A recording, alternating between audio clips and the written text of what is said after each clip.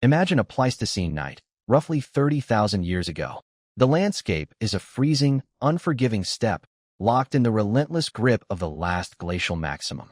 The biting wind carries the faint scent of megafauna, mammoth, woolly rhinoceros, and giant deer, but it also carries the sharp, distinct scent of the apex predators that hunt them.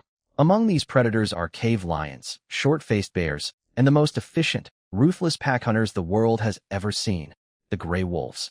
For a small band of early humans huddled around a fragile, flickering campfire, the darkness beyond the firelight is a perimeter of absolute terror. Humans are highly intelligent, tool-wielding primates, but in the brutal, physical calculus of Ice Age Europe and Asia, we are entirely outmatched. Wolves are our direct, ecological competitors, hunting the exact same game, occupying the exact same niche, and perfectly capable of hunting us. They are faster, stronger, and armed with lethal natural weaponry. The primal paradox of our history is that we did not eradicate our greatest natural enemy when we had the chance. Instead, we invited them into the light. We took a creature engineered by millions of years of brutal evolution to tear flesh from bone, and we laid down to sleep next to it. How does a physically weak, hairless, tropical ape forge a lasting alliance with a hypercarnivore? The domestication of the dog was not merely a cultural quirk or an accident of history. It was the most significant biological technology early humans ever acquired. It fundamentally altered the trajectory of both species, allowing us to conquer a hostile planet. If you are fascinated by the hidden mechanisms of our evolutionary history and want to uncover how ancient humans built the world we know today, take a moment to subscribe and join us on this journey deep into our ancient past. The last glacial maximum, peaking around 20,000 years ago, was not simply a cold snap. It was an environmental bottleneck of unprecedented severity. Glaciers miles thick crushed the northern hemisphere, locking up the world's moisture and transforming massive swaths of the planet into arid, freezing mammoth steppes. Survival in this extreme environment was an exercise in ruthless caloric efficiency. Early humans, having migrated out of the warmth of Africa and into these hostile, freezing environments, found themselves in a biome where traditional plant foraging was drastically reduced, if not completely eliminated for months at a time.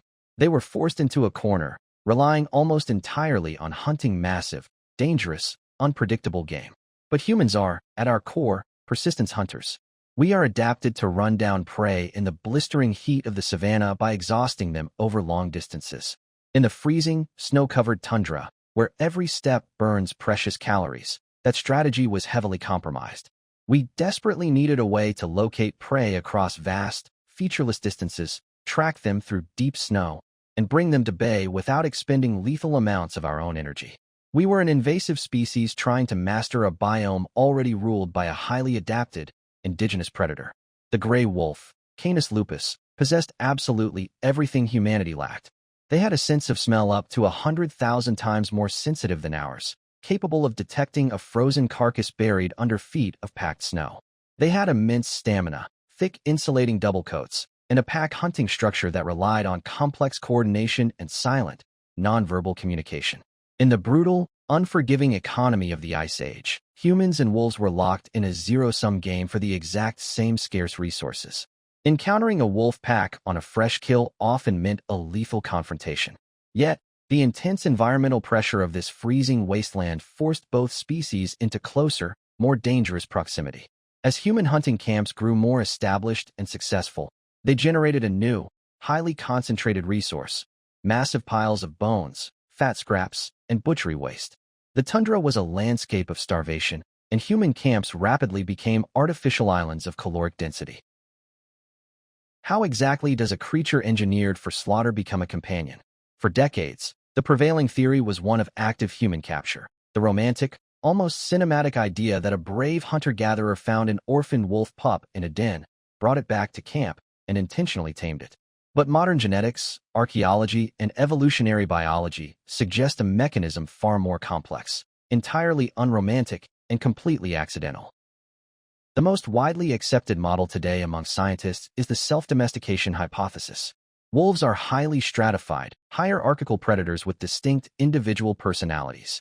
Within any given wild population, there is natural variation in the flight distance, the exact proximity at which an animal will flee from a potential threat. A small, marginalized subset of wolves, likely those pushed to the fringes of their own packs or starving in the harsh winter, had a slightly lower baseline of fear and a slightly higher tolerance for human proximity. These less aggressive, highly opportunistic wolves began scavenging on the edges of human encampments. They didn't need to risk their lives hunting a raging bison. They simply had to be brave enough to eat our garbage in the dark. This created a profound, rapid biological feedback loop. The wolves that successfully scavenged survived the brutal winters and bred with other bold scavengers. Over generations, this intense selective pressure for reduced aggression triggered a cascade of unintended physiological changes, a phenomenon later brilliantly proven by the famous Russian silver fox experiments initiated by Dmitry Belyaev. Selecting solely for tameness completely alters the neurochemistry of the animal, specifically delaying the development of the adrenal glands. This reduction in adrenaline and fear pathways is intrinsically linked to the behavior of neural crest cells during embryonic development, which influence a wide array of physical traits. Because of this profound neurobiological shift, these proto-dogs began to exhibit a suite of bizarre physical changes. Their snouts shortened, their teeth shrank, their coats developed piebald spotting, and their ears became floppy. They were retaining juvenile, puppy-like characteristics into adulthood, a process known as neoteny. We didn't domesticate the wolf. The wolf domesticated itself to exploit a brand new, highly lucrative ecological niche, humanity. Once the biological bridge was firmly established, this relationship transitioned from passive, parasitic scavenging to active, mutually beneficial symbiosis. The proto-dog, now physically and temperamentally distinct from its wild, highly aggressive wolf cousins, ceased to be just a camp follower and became a vital piece of human material engineering. For early humans, the dog was the ultimate, self-replicating, multi-purpose technology. At night, a dog's extraordinary hearing and sense of smell served as an unparalleled early warning system against nocturnal predators like cave bears, saber-toothed cats, or rival human bands. A sleeping camp guarded by dogs was exponentially safer, allowing humans to sleep deeper and recover more energy. But their most revolutionary, world-altering application was in the hunt. Humans provided the cognitive planning, the projectile weapons, the fire, and the ability to dispatch large game safely from a distance. Dogs provided the tracking, the speed, the stamina, and the ability to harass and corner massive, panicked prey like elk and bison until humans could arrive for the killing blow. This cooperative, cross-species hunting strategy drastically increased the caloric yield of human bands, while simultaneously reducing the severe risk of injury or death to the human hunters. It is a prime, textbook example of niche construction. Humans were modifying their environment and massively expanding their capabilities not through slow genetic evolution, but through the rapid integration of another species. Dogs allowed early humans to expand into even harsher, more marginal environments, pushing further north into the Arctic and east across the land bridge into the Americas. Furthermore, dogs served as pack animals, dragging travois loaded with hundreds of pounds of meat, skins, and supplies across the snow, multiplying the amount of resources a nomadic band could transport. In the most desperate times of relentless famine, dogs were a living, breathing emergency food supply, and their thick furs provided crucial, life-saving warmth. The dog was an organic multi-tool, a living biotechnology that elevated humans from a vulnerable, displaced primate to the undisputed, unchallenged apex predator of the Pleistocene ecosystem. The ultimate test of this interspecies alliance came during the catastrophic climatic shifts at the extremely volatile end of the Pleistocene epoch, roughly 12,000 years ago. The glaciers began to retreat rapidly, the global climate violently destabilized, and the vast mammoth steppe ecosystem entirely collapsed. This period saw a massive, sweeping extinction event that wiped out the vast majority of the planet's megafauna. Woolly rhinos, mammoths, saber-toothed cats, dire wolves, and short-faced bears all vanished from the face of the earth. It was a lethal, unforgiving bottleneck that violently challenged every single predator on the planet. Even other highly intelligent hominin species, such as the robust Neanderthals, had already succumbed to the relentless pressures of a rapidly changing world and direct resource competition. Yet, Homo sapiens and Canis familiaris not only survived this apocalypse together, they flourished. Why did we endure when so many others, stronger and larger, failed completely? The answer lies in our combined, unmatched adaptability. When the massive, slow-moving game disappeared, humans and dogs seamlessly transitioned to hunting smaller, faster, much more elusive prey, deer, boar, and small mammals hiding in the expanding, dense forests. The dog's unique ability to track by scent, flush game out of thick brush, and retrieve down prey became even more critical in this new environment than its ability to corner a mammoth on the open steppe. This extreme behavioral and dietary adaptability is the absolute hallmark of human survival, but it was unquestionably turbocharged by our canine partners. While specialized, rigid predators starved to death in the changing landscape, our flexible, interspecies hunting unit thrived. This era forged an unbreakable dependency. Some leading anthropologists argue that without the caloric surplus, security, and mobility provided by dogs, the subsequent explosion of human population that ultimately led to the agricultural revolution might never have happened, or would have been significantly delayed. We quite literally dragged each other through the apocalypse. The legacy of this profound domestication event is not just written in the DNA of dogs. It is irrevocably hardwired into the biology and psychology of modern humans.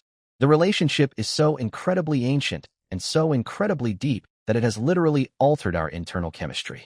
When a human and a dog make sustained, meaningful eye contact, both species experience a massive spike in oxytocin, the exact same powerful neurohormone responsible for the intense bonding between a human mother and her newborn infant. It is the fundamental chemical foundation of love, empathy, and trust, completely hijacked across the species barrier. We evolved over millennia to instantly recognize their subtle facial expressions, and they evolved an entirely new muscle above their eyes, the levator anguli oculi medialis, simply to mimic human expressions of sadness and empathy. This adaptation allows them to seamlessly manipulate our emotions and secure our protection and resources. We fundamentally changed their evolutionary destiny, stripping away their apex predator status and selectively molding them into hundreds of specialized, distinct breeds designed to herd our livestock, guard our homes, retrieve our game, and comfort our sick. But they changed us just as much, if not more. They outsourced our primal need for hypervigilance, allowing our large brains to allocate massive amounts of metabolic energy toward higher cognitive functions, social complexity, language development, and technological innovation rather than constant, draining paranoia. The dog is the only creature that truly, successfully crossed the bridge into the human world, earning a permanent place by the fire and deep within our psychology. The next time you look into the eyes of a dog, consider the unbroken, bloody chain of survival that stretches back to a freezing ice age night, 30,000 years ago. Tell me down in the comments. When you look at your dog, do you see a gentle household pet or the descendant of the ultimate ice age survivor?